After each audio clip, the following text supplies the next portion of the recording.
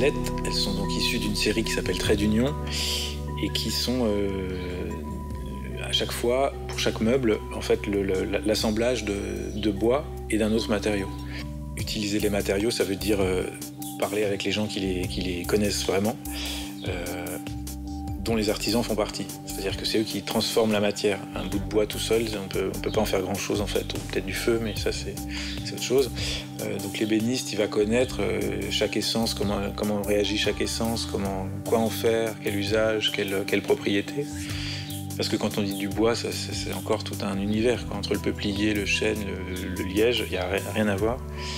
Donc c'est de sélectionner les essences, au sein des essences, c'est quel morceau, et qu'est-ce qu'on va en tirer de mieux, quoi. Après, on complexifie la question en ajoutant d'autres matériaux. C'est-à-dire là, le liège, il est très, très léger, très mat. Si on met de l'or dessus, on va obtenir quelque chose de... On va apporter du raffinement, on va apporter de la brillance, de la lumière. Donc c'était ça, en fait. C'était apporté par un autre matériau, ce que le bois ne pourra jamais avoir, quoi. Et tout s'oppose dans ces matériaux, en fait. Il y en a un qui va être sombre, mat, léger. L'autre, il va être très dense, brillant, très ductile, quand l'autre est très souple. Enfin, tout, on pourra en n'importe quelle qualité de l'un, et ben l'autre aura l'inverse. Donc c'était intéressant de les associer et de voir ce que ça pouvait générer, en fait, en termes d'objets et d'environnement. Alors, au début, moi, j'ai fait des croquis, des maquettes et des plans.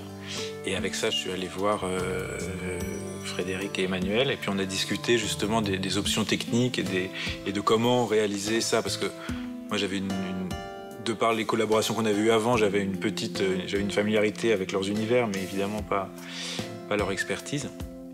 Et donc, je leur ai soumis presque le résultat auquel je voulais arriver. Et c'est là où ils sont intervenus. Le liège n'est pas un matériau d'exception, mais il faut savoir le travailler. La pièce sellette est en liège carbonisé. La particularité du liège est d'être un matériau extrêmement friable.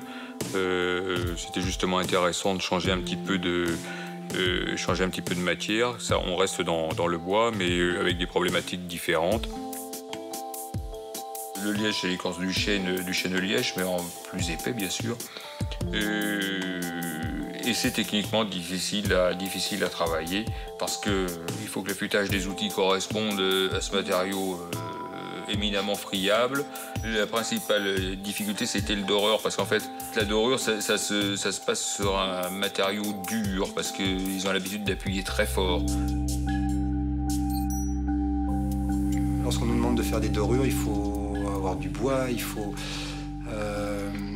des apprêts, il faut des choses qui sont stables pour pouvoir appliquer la feuille d'or, faire un bruni, enfin, obtenir des beaux brillants. Donc c'était extrêmement compliqué au départ de réaliser cette dorure sur un tel support. Donc c'était super intéressant d'arriver à créer quelque chose de très technique et pourtant très épuré, très simple. Et ça, c'était un vrai défi technique et esthétique aussi.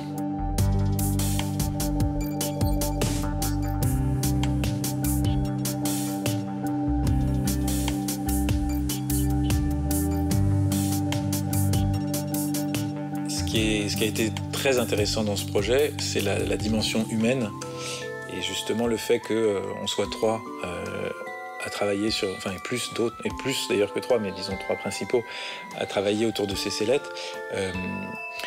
C'est justement qu'on sait d'où vient le liège, on sait d'où vient ou presque l'or, enfin on sait d'où viennent les matériaux, on connaît tous les éléments en présence. Et c'est surtout dans la relation humaine que de confiance, de respect, mais aussi d'amitié, enfin que se construit le projet. Parce qu'on a envie de s'amuser, parce qu'on a envie de se faire plaisir et parce qu'on a suffisamment confiance les uns en les autres pour laisser faire ce qu'on sait pas, quoi. Et donc chacun apporte vraiment le meilleur de ce qu'il peut.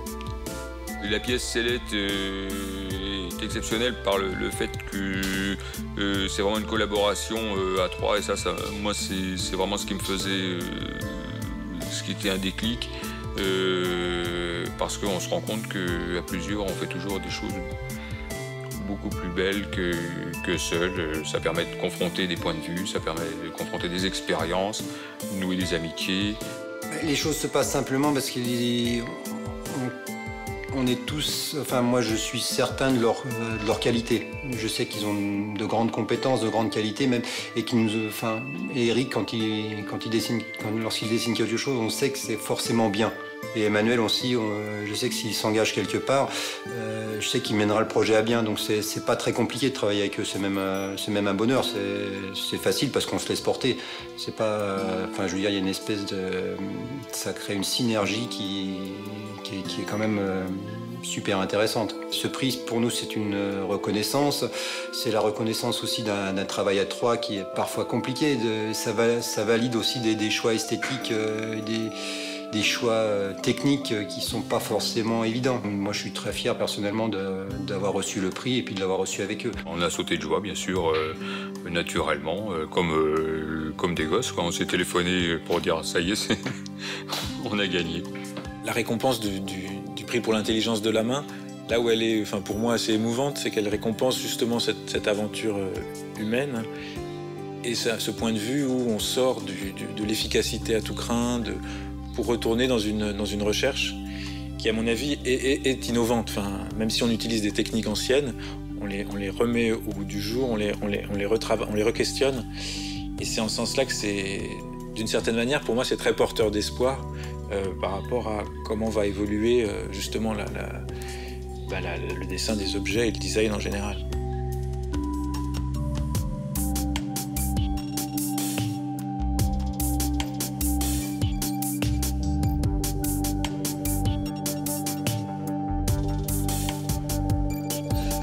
Je vais manger toute sa place. Alors là, je peux danser, moi. Là, tu te lèves et tu nous fais un entretien. Et voilà.